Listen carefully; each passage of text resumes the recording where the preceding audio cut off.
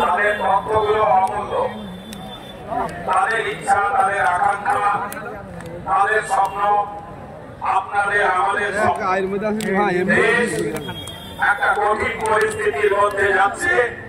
প্রত্যেকটি নাগরিক সমাজ দিনে দিনে বলতে পারছে এই প্রতিবাদে যদি একসঙ্গে যুক্ত হয়ে যায়, আমি বিশ্বাস করি নতুন ভারতবর্ষ গড়তে আমাদের সময় লাগবে না। নতুন ভারতবর্ষ, স্বপ্নের ভারত গড়তে আমাদের সময় লাগবে না। সময়ের অপেক্ষা আপনারা ধরে একটু পরীক্ষা দিয়ে যাবেন।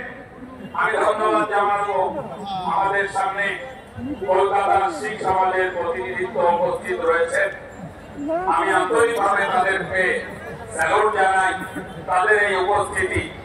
এছাড়াও বিগত দিনে যারা পার্লামেন্টে এই অন্যায়ের প্রতিবাদে লড়াই করেছেন, একে আগে আমরা প্রত্যেককেই সাধুবাদ জানাচ্ছি এই মঞ্চ থেকে, এই ধর্ণা মঞ্চ থেকে। যারা বক্তব্য রেখেছেন, তারা এই অন্যায়ের বিপক্ষে ভোট দিয়েছেন, প্রত্যেকে আমাদের জন্য অত্যন্ত শ্রদ্ধনীয় ব্যক্তিত্ব। এই সাথে সাথে হাইকোর্টের লড়াইয়ে, হাইকোর্টের যে সমস্ত অ্যাডভোকেটরা পথে নেমেছেন আন্দোলনে,